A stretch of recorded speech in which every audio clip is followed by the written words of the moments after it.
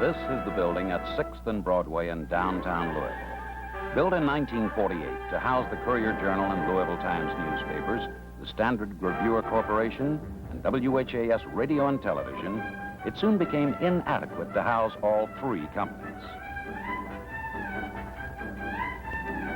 First to move was the Standard Gravure Corporation to their own building on 6th Street just to the north. Still, space was at a premium, especially on the 3 floors housing WHAS at the top of the building. With the growth of news operations and television production, the available space soon became jammed with personnel. Sets and properties, necessary additional equipment, and all the paraphernalia that goes with the entertainment industry.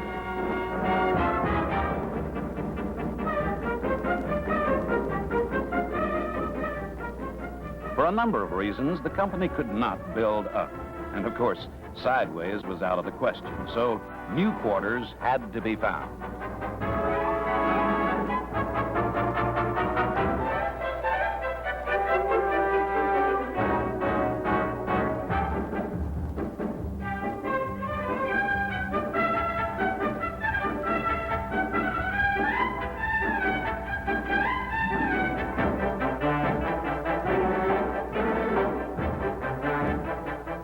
The search did not take long. The most convenient location was right under the corporate nose, on a company-owned site at the corner of 6th and Chestnut Streets, then occupied by a small building and adjacent parking lot.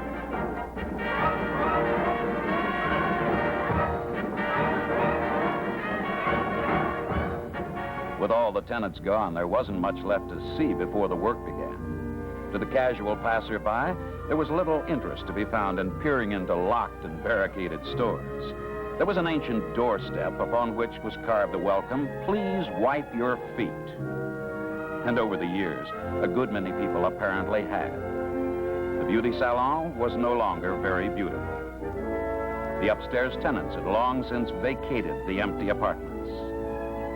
And the shoemaker had long ago cobbled his own shoes to make tracks for parts labeled "Elsewhere."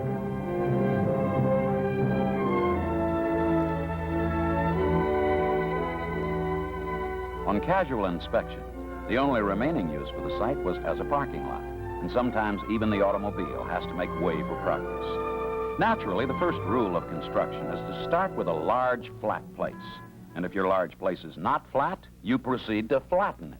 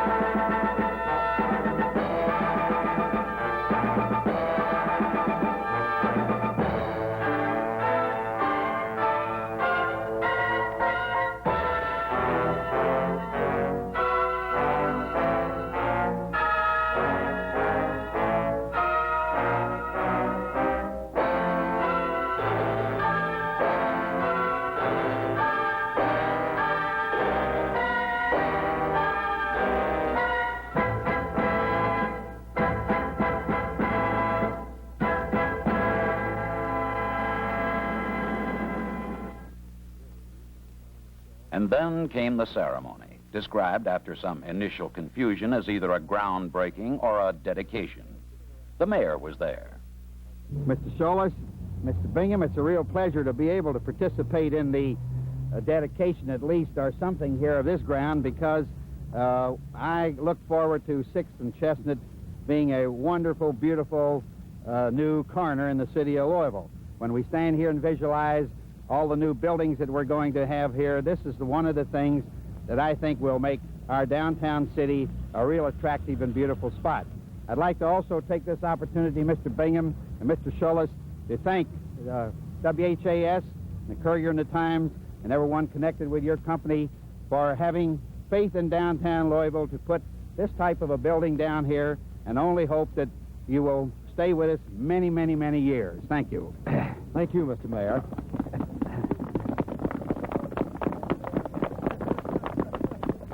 We are very happy, all of us at WHAS, that our new building is going to be a part of this great new downtown development in Louisville.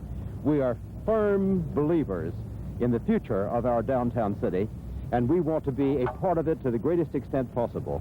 We hope this building is going to be an advantage commercially, as well as being an aesthetic addition to the downtown scene in Louisville. We've tried to make it as good-looking as possible.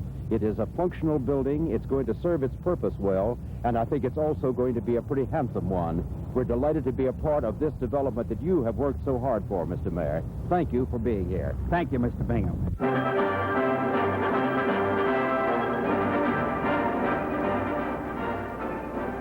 After the ceremonies, everybody stood back to let it happen. What happened, of course, was the removal of 30,000 cubic yards of dirt from the site, enough to cover Broadway to curb level from Cave Hill Cemetery to Shawnee Park. And then the ever-popular sport of sidewalk superintending took over. There's always something fascinating to the average man about the delicate operation of enormous machines, and cranes equipped with clamshell scoops are no exception. When you've taken just so much out of a hole, it becomes merely a hole. So when the steel arrived, the cranes had something besides dirt to carry.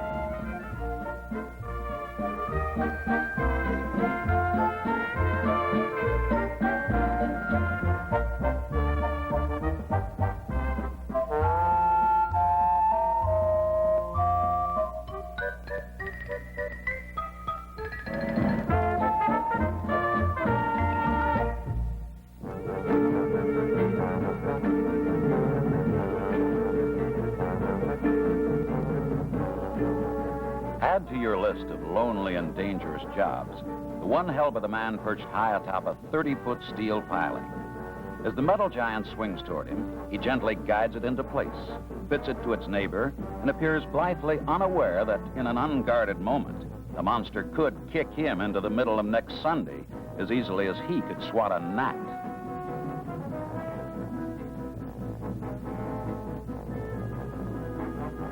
The pilings are used as a retaining wall to keep the sides of the excavation from caving in before the concrete foundations are poured. For some months, these pilings will stand shoulder to shoulder around the perimeter of the pit, like the National Guard on a training exercise. And up there is the top sergeant, doing all the work as usual.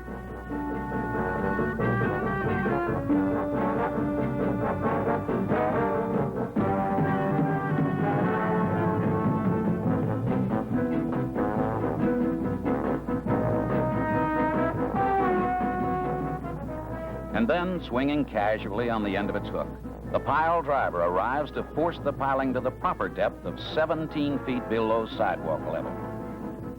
Later, these pilings will be removed with some effort by a crane. Some of them, though, have found a permanent home. Striking rocks and other obstructions below the surface, they will bend and must be cut off to be left in the ground. After the steelmen came the carpenters. The forms went in for the basement walls, and that's the way things stood when the cement trucks arrived. Time was when concrete came in piles of sand and gravel and was mixed by small mixers right at the site. Now, that gave way years ago to the gigantic mobile mixer that trundled through the streets ready to pour its load directly into the forms.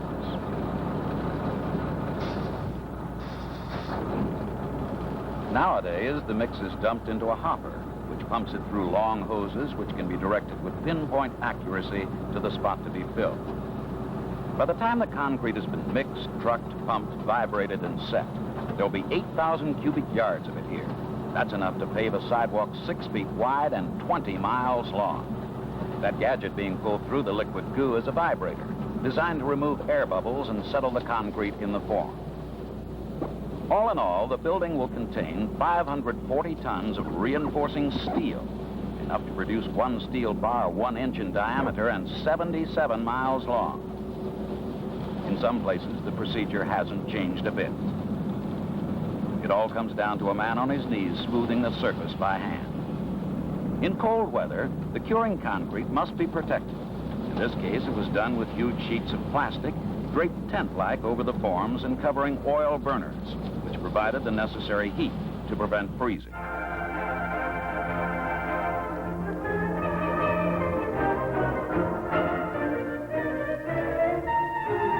And then it seemed like no time at all before the building was taking shape.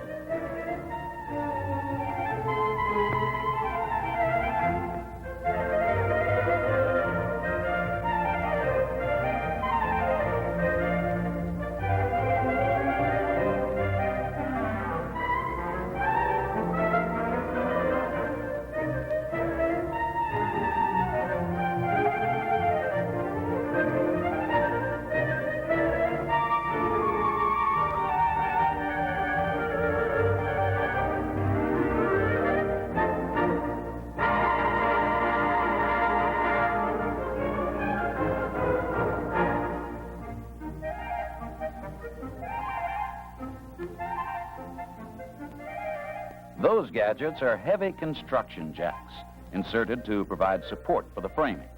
Now, these jacks are strong enough to hold the weight of the concrete when it's poured on the floor above.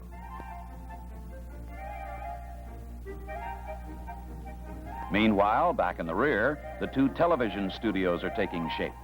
From the roof of an adjacent building, this was the progress report.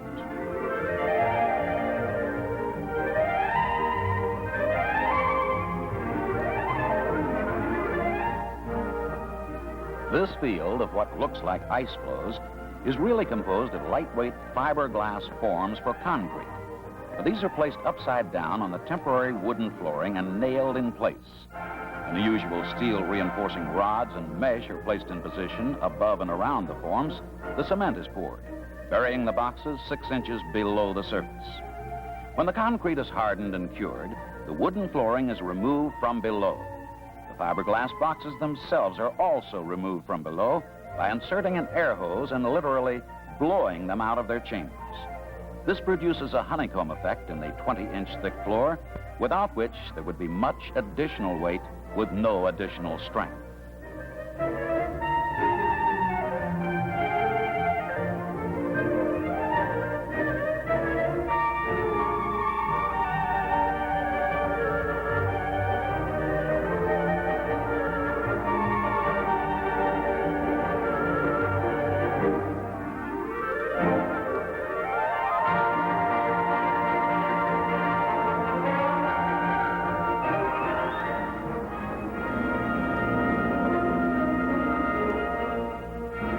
After a delay of several months, things were more than ready when the limestone arrived.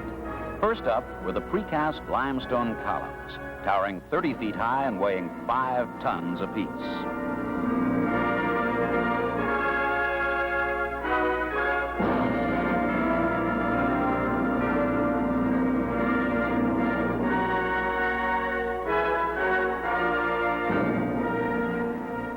These 50 stone columns will support the second floor and roof and guard the 12,000 square feet of glass that extends over 25 feet from street level to roof. Bolting the columns into place requires dexterity, a long arm, unlimited faith in the crane operator, and a hard hat for insurance.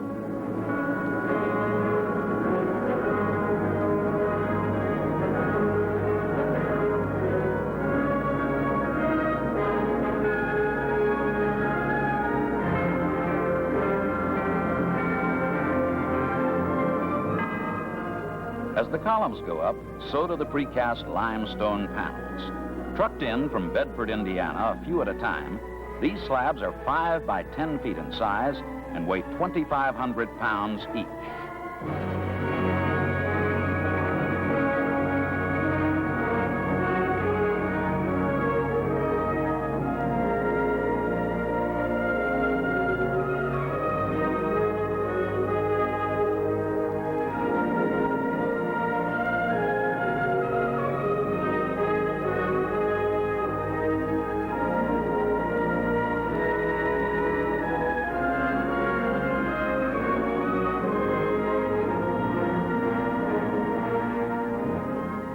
Mount Everest, it ain't, but there's still plenty of skittering up and down to be done.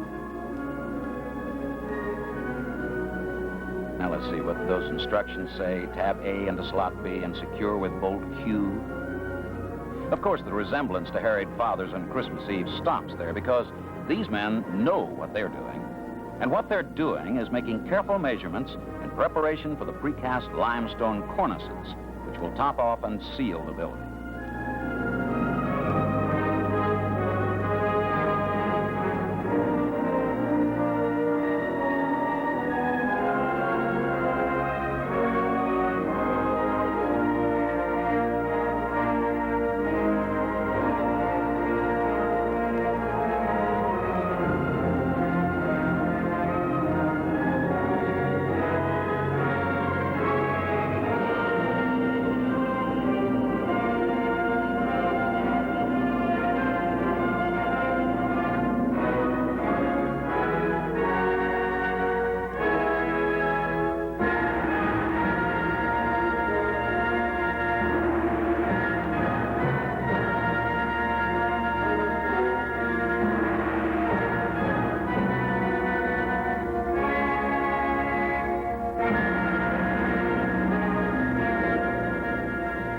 Now it appears that the outside work is finished, but there's a fly in the ointment.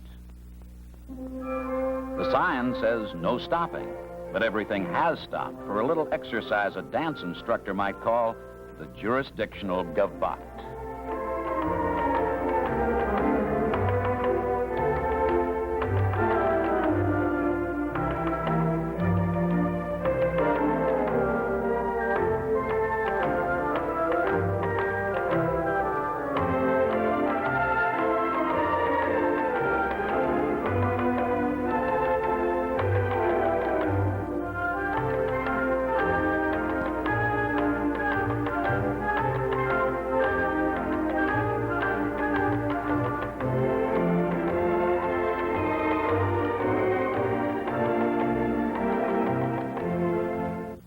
Want to know the secret of real soundproofing? Take a concrete wall and insert steel pins wrapped in felt. On the pins, wire a grid of steel channels. To this grid, attach a wire lath cross-hatching, as these men are doing. Fill the space between with rock wool and cover the whole thing with plaster. To this plaster, affix small boards covered with 1/8-inch hair felt. On top of everything, attach 3 inches of sound-absorbing material called tectum. Here and there, scatter wooden baffles so designed that there are no 2 cells of the same volume, shape, or size. There's your recipe for soundproofing, and if any noise gets through that, it's going to be a big one. Ever watch a plasterer at work? Here's some real pros in action. It's enough to make a do-it-yourself amateur throw in the trowel.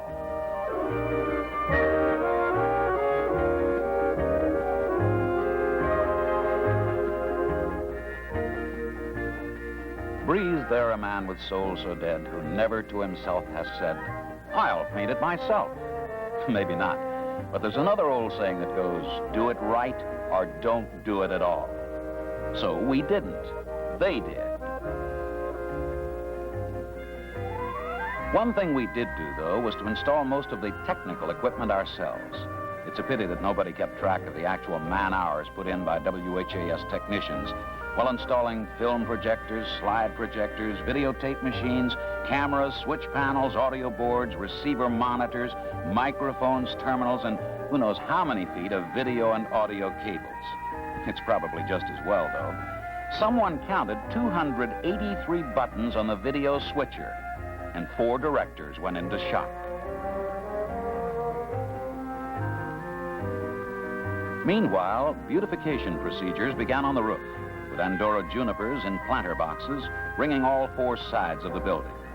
Andorras change color from green to purple in cold weather. At street level, 5 ginkgo trees and 15 London plane trees are transplanted into the sidewalk around 3 sides of the building. These are hardy trees and are expected to survive and thrive on city life.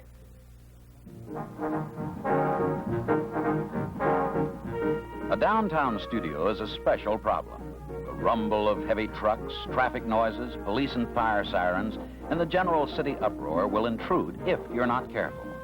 So you construct a floating floor, completely isolated from the reinforced building. On top of the basic concrete, you install long steel channels or rails, anchored in puddles of new cement. These will provide a 3-inch airspace between the structural floor and the studio floor. Felt pads cushion the next layer, consisting of panels of plasterboard, on top of which will eventually be placed an overlay of steel reinforcing mesh.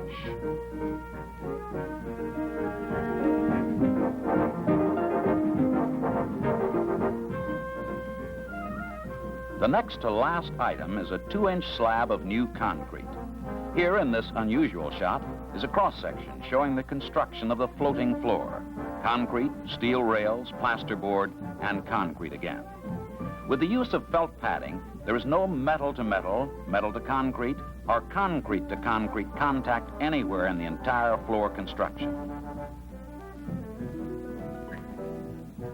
Finally, the floor is leveled and covered with vinyl tile to provide for smooth camera movement.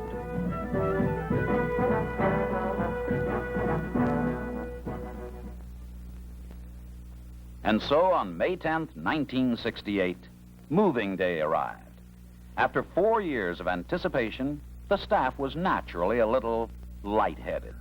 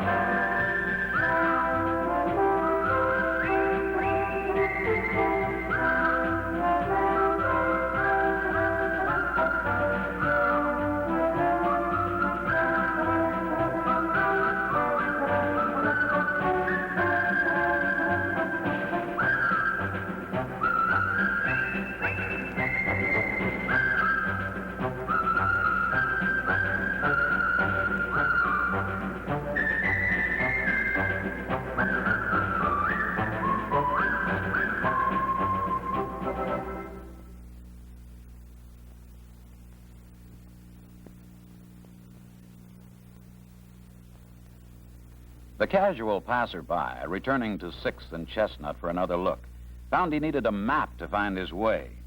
But by this time, of course, he was not so casual. He knew that he and WHAS had found a home.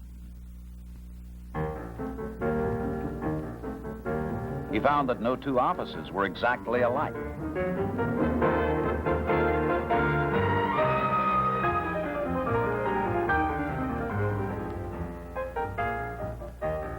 He found plenty of room for film splicing, editing, viewing, and storage operations.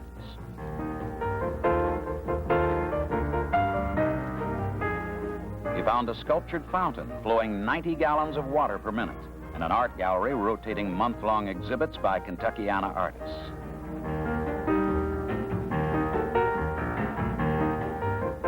He found the music library with lots of space to store over 29,000 music manuscripts, 19,000 recordings, and 7,000 tapes.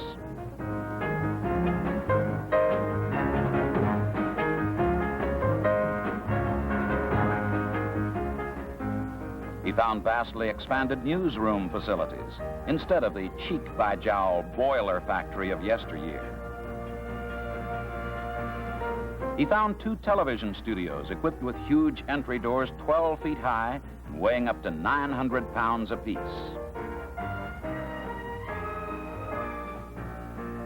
And he found new color sets and sophisticated lighting equipment capable of producing back-to-back programming on the air or on videotape.